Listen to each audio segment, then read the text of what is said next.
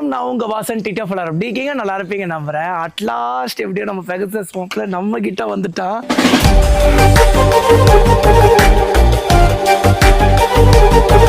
என்ன மாசம் சொல்றேன், அதான் வந்து ஒரு மாசம் ஆச்சு இல்லைன்னாங்க, வந்துட்டாங்க. ஆனா நம்ம கிட்ட இல்லைங்க.